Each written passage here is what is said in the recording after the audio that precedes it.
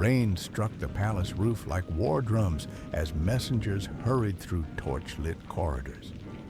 Outside the walls, the city waited, restless and unaware. Inside the royal chamber, Athaliah stood beside a brazier, her face illuminated by firelight. A servant knelt before her, breathless. "The king is dead." The words hung in the air. Athaliah did not cry. She did not sit. She only closed her eyes, just long enough to smile. She turned to the captain of her guard. "No witnesses," she said calmly. "No successors." The captain shifted uneasily. Her voice dropped, quiet and final. "Clean the house." That night, the palace became a place of whispers and locked doors. Armed men moved from chamber to chamber. Lamps were extinguished. Curtains were torn aside. Cries were cut short by steel. By morning, blood darkened the marble floors, and the city awoke to a single truth. The royal family was dead. But the truth had cracks. In a small nursery, hidden from the main halls, Jehosheba moved with shaking hands. She lifted a sleeping infant from his cradle as footsteps thundered closer. The child stirred, but did not cry. Jehosheba pressed him to her chest and slipped through a narrow servant's passage, vanishing into the shadows just as soldiers burst through the door. Before dawn, the child was gone.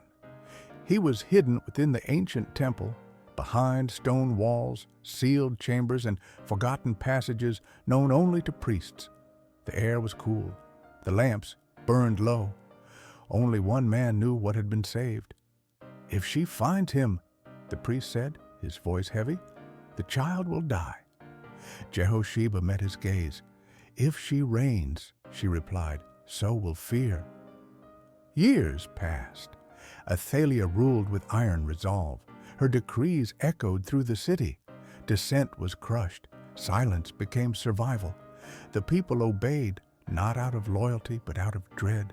She believed her throne was secure. She believed wrong.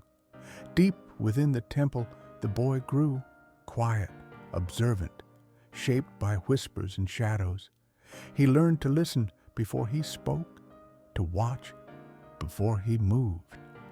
One night, the priest unrolled a parchment map across a stone table. Torches flickered as he traced a single path with his finger. "One day," he said, "one moment, one chance." The day came during a public gathering in the palace courtyard. Trumpets sounded, nobles assembled, the people gathered murmuring beneath the sun. Athaliah stepped forward to address them. Then the crowd stirred.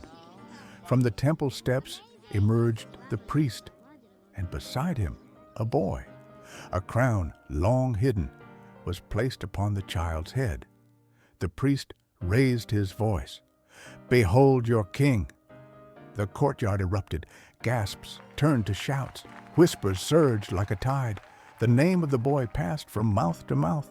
Inside the palace, Athaliah moved swiftly through the corridors, rage cracking her composure. "Treason!" She pushed through the guards and froze. There he stood, the child she had failed to destroy. For the first time, fear touched her eyes. Outside, loyalties shifted. Spears lowered. Guards stepped aside. The queen's orders went unanswered. Athaliah was seized. "I built this kingdom," she cried as she was dragged away. But the gates were already closing.